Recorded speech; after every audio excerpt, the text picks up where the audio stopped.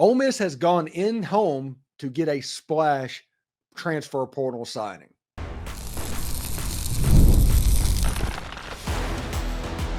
You are Locked On Ole Miss, your daily podcast on the Ole Miss Rebels. Part of the Locked On Podcast Network, your team every day. Hi, I'm Stephen Willis, a former staff member at Ole Miss and a 10-year veteran member of the national media with Yahoo Sports. Today on the show, we talk about where Ole Miss currently sits in the transfer portal right now. We know that Ole Miss is going in home with Tyler Barron, trying to arrange to get him back to Oxford. He has some other suitors as well. Kedrick Reescano has moved on and entered the transfer portal. We talk about why that happened, maybe, and perhaps what does that mean. And the quarterback room at Ole Miss is probably better than it has ever been. And they just got a crystal ball prediction from 247 on an Elite 11 quarterback. We'll break that down as well. This is the Locked On Ole Miss Podcast, your daily podcast on the Ole Miss Rebels, part of the Locked On Podcast Network, your team every day. We're free and available on all the podcast apps and on YouTube. Thank you for making Locked On Ole Miss your first listen every day, and a special hello to the everydayers that make this show what it is. July 2nd, again, July 2nd, I will be in the Jackson area for a meet and greet.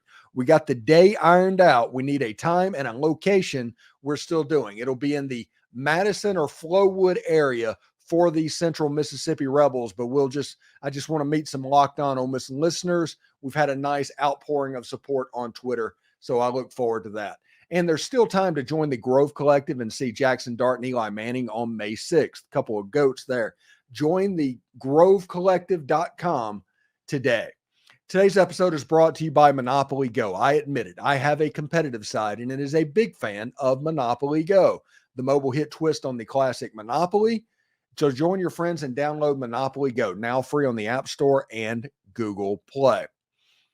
So interesting stuff. A couple of things came out about Tyler Barron, and it looks like Ole Miss is going in home with the former Tennessee Volunteer, the past official visitor to the Miami Hurricanes, and the transferee to the Louisville Cardinals, Tyler Barron. Ole Miss is in home visiting him.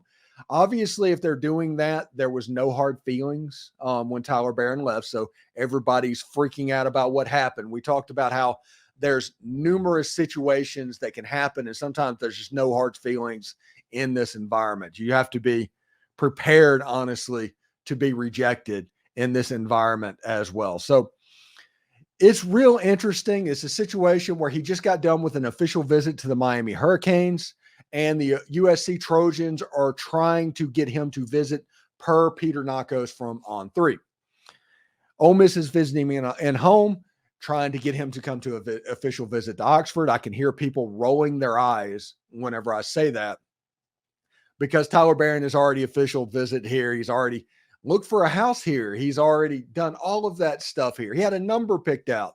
But when you look at the situation, all people like to be wooed in recruiting. You have to do this. If you do not do it, if they do not do an in-home visit or an official visit, you're not going to get the player. It's just the way it works. So you have to play the game. You have to be willing to play the game. If you're not willing to play the game, you won't get the player. That's the way this works. On top of NIL and everything else, the player still needs to be wooed and to feel like he is wanted by Ole Miss. Again, this is a player where the recruitment was going to pick up after the transfer portal window closed, because of what could it mean. Kedrick Reescano got in the transfer portal surprisingly today, or yesterday, I should say. We're going to talk about that as well a little bit later on in the show. So it's obvious why Lane Kiffin and his staff was waiting to recruit players at certain positions where there was a seeming log jams. Nobody would have been willing, apparently, to go through a situation like Jaxson Dart honestly did a year ago when they stacked the quarterback room. So other positions like the defensive line, you don't want to tick off Princely and Monmiel, and you don't want to tick off Walter Nolan. You don't even want to tick off Jared Ivey or JJ Pegues, because all of those can transfer out right now at the same time. It's like I said, the whole reason for this kinder, gentler spring was to win this spring transfer portal, to survive it. And Ole Miss is going to survive it. And everybody might talk about Kedrick Reescano and everything, but that's a different type story. Ole Miss completely survived this with all the players that it was counting on and needed to make a run in 2024. Tyler Barron at Tennessee, 28 tackles, 10.5 tackles for loss, and 6 sacks. Really good for the young player out of the, I guess I'm going to call him the University of Tennessee. I think this is like his 4th school in a month, wherever he ends up. But this is a situation whenever you have Princely Amon-Mielen on the defensive line, who is a first-round draft pick type player, an elite pass rusher. This person allows you to move Jared Ivey to the inside, maybe Walter Nolan to the inside, and all of a sudden you have a NASCAR package rushing the passer to where 3rd and long could be absolutely menacing for opposing teams. That is the reason Tyler Barron is getting recruited. People that get in their feels on these players right now are going to ride the roller coaster when I don't think they need to. For instance, Tyler Barron left everything. I had no hard feelings about what's going on. I'm perfectly willing to take him back because when I look at the transfer portal, I've already changed over. I root for the uniform and I want the best players possible in the uniform. And that's the way I view college football at this point in time. So Tyler Barron coming back to Ole Miss is not a shocking thing. Tyler Barron, if he comes back to Ole Miss, that is just a situation where Ole Miss's football team just got a little bit better. And I talked all the time, Ole Miss is looking to fill roles, not holes. They're not looking for bodies. You're not going to come to Ole Miss for a guaranteed starting spot. I said yesterday, this roster is like Kathy Ireland hot. It is a gorgeous roster. And if you're do like Gossamer on Looney Tunes, love him and squeeze him and call him George, you will squeeze him to death. So you have to be careful with how you put your arms around the Ole Miss program at this point in time and the way you look at everything. We're in a state of change. It can't be changed. It can't be helped. But you have to decide if you're willing to root for the laundry. And for the laundry to have the best players in the world, you have to overlook some things like, loyalty. Because it doesn't exist anymore. Because as I have said many, many times before, we are in the mercenary era of college football. And for such, Brad Logan right here said, Ole Miss coaches are set to go in home with portal edge Tyler Barron this week. They're trying, I guess, to get him on campus. I don't know. They're trying to secure a commitment. I'm not exactly sure how that goes. But that lets you know that this staff is definitely a no hard feelings staff. And you will hear a little bit more about that in just a little bit whenever I talk about Kedrick Reescano. But Tyler Barron serves a role, and you're going to hear all kinds of names over the next couple of weeks of people that you didn't know we were even recruiting that position group. For instance, I'll put it to you like this. If you go to Kamani McLean's Twitter bio, okay? Go there. Just do like people that I also follow, because most people follow Lane Kiffin and all of that. No less than probably 5 or 6 main Ole Miss accounts follow that to pay attention to. And that lets you know that, hey, they might be looking this other direction as well. And it looks like Amorian Walker and Kedrick Reescano are going to be the big losses, which in the 2024 sense are not big losses. Okay. I know some people that will try to tell you that they are, but for the 2024 playoff, they're not big losses. This will allow Ole Miss to pick up a running back. This will allow Ole Miss to pick up a defensive end potentially, and we'll see exactly how that goes. Like I said, we talked about the gossip of Cormani McLean, that there's rumors that he's having trouble picking a school, which likely means his number's too high a little bit at the moment. So we'll see exactly what that looks like and if Ole Miss tries to go that direction as well.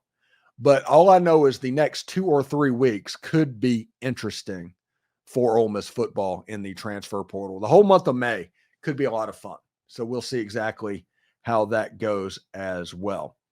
Thanks again for making the Locked On Ole Miss podcast your first listen of the day. Kedrick Reescano is hitting the portal. I'll tell you why that surprises me and why that doesn't. Coming up next.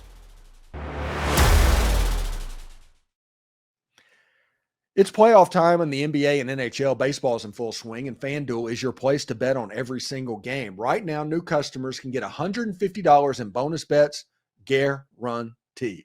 That's $150, win or lose. Whether you want to bet on whether or not Ole Miss will make the 2024 playoff, you can bet on the Ole Miss Georgia line, which I think is 3.5 or something like that on FanDuel at the moment. Maybe it's 5.5. You can bet on all sorts of future stuff like that. Maybe you want to bet on the Detroit Tigers or the St. Louis Cardinals. Bet on everything from slap shots to home runs to slam dunk, all on an app that's safe, secure, and easy to use. What are you waiting for? Visit FanDuel.com/lockedon. Make your first bet and automatic win. FanDuel is America's #1 sports book. Are you watching Fox Sports or ESPN on your TV all day and you have to turn down the volume with all of that shouting? Make the switch today to Locked On Sports Today, a free 24/7 sports streaming channel programmed for you every single day to bring you the biggest stories without all of that screaming. Locked On Sports Today brings you can't-miss analysis, opinions, and news, streaming 24/7 on YouTube or the free Amazon Fire TV channels app, part of the Locked On Podcast Network, your team every single day. So an interesting thing happened. All right, so just to let everybody know, a couple of days ago, I had a source that is about as good of a source as you can have on Kedrick Reescano saying, hey, you're going to hear some rumors about Kedrick transferring. Don't listen to it. We're staying here. It's like, okay. I had not heard those rumors, but he brought that up and he was man enough to, to come to me about that. It was something I had to believe they were true if he was saying them. So in my mind, it's like, hey, this is a rock solid source. He's sticking around. He's going to be here. You don't have to worry about anything. He's rock solid. And that was exactly what was told to me. Rock solid. Well, got a text message last night that said, hey, this is what happened. A couple of days, we started talking. Both the staff and the player mutually agreed to move on. The breakup was not nefarious. It was not bad, essentially. But it might be a situation where Kedrick Reescano decides to come back to Ole Miss in the future. But he is transferring out of Ole Miss, which is interesting. That tells me a couple of things, perhaps. I don't know if it's true, but it allows me to infer some things from this is going on. Ole Miss has picked up 2 running backs. If you look at Jacory, Croskey, Merritt from New Mexico, 189 yards, 189 carries, 1,190 yards, 17 touchdowns. And then Henry Parrish Jr. is coming back as well. 100 carries, 625 yards, 6 touchdowns as well. Everybody knows. And then you also have Ulysses Bentley IV. We always forget about him a little bit when talking about the transfers. 95 carries, 540 yards, 4 touchdowns. So that's 3 that you can count on. 3 that look pretty similar. They're almost the same profile of a running back. But what changed in the last couple of days that allowed Kedrick Reescano to where, hey, we need to start looking for another home? What caused that to happen? I don't think, like I said, nothing nefarious happened on Ole Miss's end. Nothing nefarious happened on Kedrick's end. But what happened that caused this separation to begin? And I'm just looking at this. It's either Ole Miss is looking for another back in the transfer portal, and Kedrick knows about that. And he just sees the writing on the wall that he was not going to be the 4th running back even. He was going to drop down to 5th because he saw last year what that looks like. Or is Ole Miss trying to protect a Keelon Deere and potentially getting a commitment from, say, Jamarian Morrow? I don't have any facts on that, but he officially visited in this past weekend. Is it a situation where Kedrick is reading the tea leaves? I'm not, like I said, I'm not 100% sure on that, but I do wish Kedrick all the goodwill in the world at his next stop. We'll find out where he ends up, and maybe he'll end up back in Oxford in a real similar path to Henry Parrish. Now, changing the subject to the quarterback room. And this post-spring, we're getting an idea of players that are sticking around. We have an idea of the roster. I told you yesterday, we can start talking about big picture stuff like SEC titles, national titles, playoffs. All of that stuff can be talked about in earnest. And one of the reasons for that to happen is Jaxson Dart.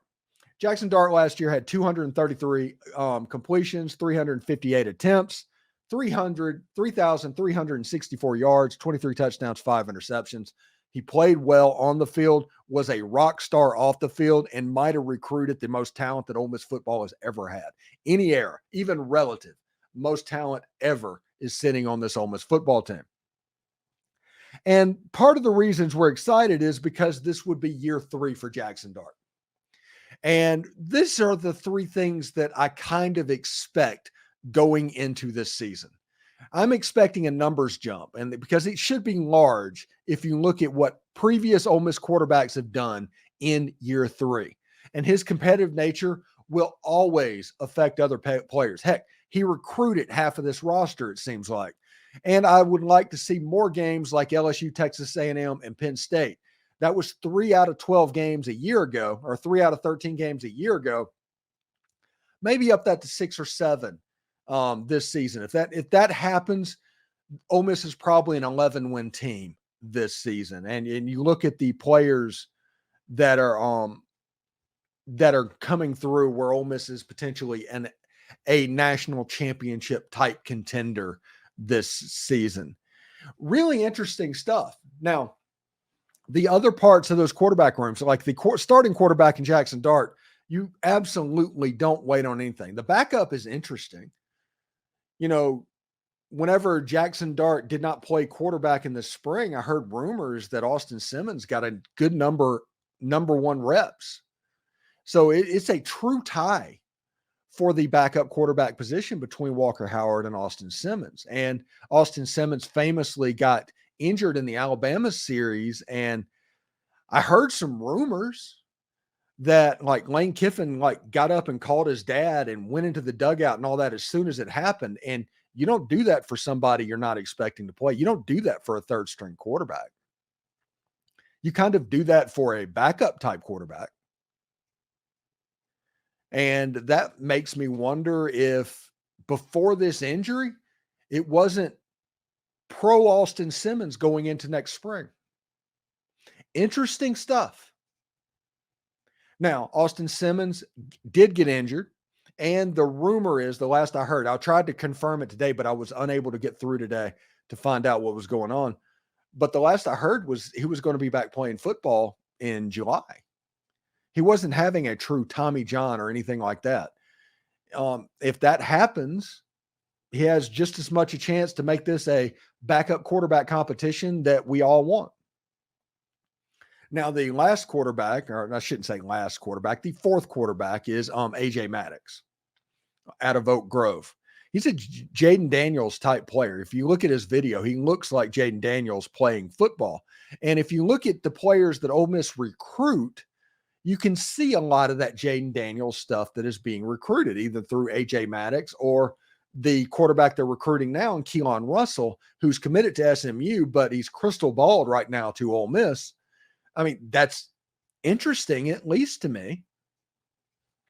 We'll have to see exactly how this goes. But the quarterback room is in better shape potentially than it has ever been. And everybody's going to say, okay, what about this 62 room or the 61 room with like Doug Elmore and Glenn Griffin and those guys? What about that period of time? I mean, yes, that's an important period, but you have to understand that's a different period. There were games when quarterbacks just simply played a quarter and the next one went in. They played completely different. They might have played well. I'm not saying they didn't play well, but if you look at quarterbacks with the highest winning percentage or when it wins in Ole Miss history, Jaxson Dart, with a 10-win season this year, can get to 29, which would be the highest in Ole Miss history. If he gets to 30, he has a chance to do that as well. That in only 3 years. That's averaging 10 wins per season over the course of 3 years. No other Ole Miss quarterback can claim anything that relates to that at all. And it's interesting. And like I said, Lane Kiffin is still going, recruiting Keelon Russell from Texas. We're going to talk about him in the next segment. Well, in fact, thanks again for making the Locked On Ole Miss podcast your first listen of the day. Ole Miss is recruiting Keelon Russell from Duncanville, Texas. He's been crystal balled to Ole Miss, and we will talk about that next. All right, game off. We have to pause right here and talk more about Monopoly Go. I know what you're saying. Flag on the play. You've already talked about that, but there's just so much good stuff in this game. With Monopoly Go, you can team up with your friends for timed tournaments where you work together to build up each other's boards. The more you win together, the more awesome prizes you unlock, and there's so much to get. They have unique stickers that you can trade with friends to complete albums for big prizes. Cool new playing pieces to travel with the boards. Hilarious emojis to taunt friends when you smash their buildings or heist their vaults. Plus, Monopoly Go feels new and exciting every single day with a constantly changing tournaments and challenge. A ton of their own unique mini games also exist, like digging for treasure or the robot pachinko machine. And there's always new timed events that help you win big, like massive multipliers for everything you win or rent frenzies. There's always something fun to discover in Monopoly Go. So get off the bench and go download it now for free on the Google Play or App Store. Game on. Locked On has launched the first ever national sports 24/7 streaming channel on YouTube, and now it's also available on Amazon Fire TV and the free Fire TV channels app. Locked On Sports Today is here for you 24/7, covering the top sports stories of the day with the local experts of Locked On, plus our national shows that cover each and every single league. Find Locked On Sports Today, now available in the free Fire TV channels app. Be part of history. So Ole Miss is not done in high school recruiting at the moment as well. I mean, we've talked about the transfer portal and all the gossip that's going on in there. We talked about the quarterback room that's in an absolutely fantastic position. But in 2025, it could look a little bit different because Jaxson Dart's going to graduate. The winner of Austin Simmons is going to be the starting quarterback. And then the loser, you have to assume he's going to transfer portal out. Then you have AJ Maddox, who is going to be probably the backup quarterback next year. And then you have Keelon Russell if he decides to flip over to Ole Miss. He is a commitment to Southern Methodist University at the moment. Look at his rankings. You're talking about pretty much a consensus top 100 player. He's sitting at 78 in the consensus. He's 242 on Rivals, this is the second Rivals player that has been rated that's absolutely just been outrageously rated. And he's still ranked in the top, 240, 250. But he's 83 on ESPN, 93 on 247, 92 on 3. Really, really good football player. When you look at what he did at Duncanville, Texas, which is a high school right outside of Dallas, he was 180 for 243. That is nuts. That's almost, 75% completions, 3,267 yards, 35 touchdowns, 3 interceptions. Video game level numbers. This is an elite 11 quarterback, and he's just an elite quarterback. I said before this season started that there were 3 high school quarterbacks that Ole Miss needed to pay attention to. And if Ole Miss didn't land one of those 3 quarterbacks, they should have just go get somebody in the portal for a backup and just be done with it. But the 3 quarterbacks were Deuce Knight, who is a left-handed quarterback out of Lucedale, Mississippi, who honestly Ole Miss isn't out of at the moment. He's a Notre Dame commitment at the moment as well, but he's a big-time quarterback. He's essentially Lamar Jackson. He's really good at what he does. And if you look at all of these type quarterbacks, they are all that Jaden Daniels, Lamar Jackson type style of quarterback. And then you have Houston Longstreet, who is committed to Texas A&M, who's another player. He's out of California. And you have Keelon Russell at a Duncanville High School outside of Dallas, SMU commit. Now, when he committed to SMU, they've got a lot going on. Their NIL fund at SMU, unsurprisingly, is quite good. But The NIL program at Ole Miss is also quite good. And Alex Brown was the general manager at SMU, has moved over to Ole Miss. And that is helping the Rebels as well. And whenever you saw the interviews that Keelon Russell did after his visits, it was all about he was blown away. He was absolutely blown away. This was amazing. All of that stuff. And Ole Miss probably should be pretty excited about the prospect of this player if he does decide to flip. Now, until he does, you're playing a waiting game. And because there's May, you've got a little bit of ways to wait. You got about 6 months to wait until signing day. So we'll see exactly what happens. He has a official to Ole Miss, and all of that has gone on as well. Now, what does it mean for the other quarterbacks? That I do not know, but I am pretty firm on the fact that if you do not get one of those three, you should probably just go into the portal and grab a body at that point, just for depth, just for somebody to sit third on the depth chart next season, and just watch other people play football. That is my opinion there.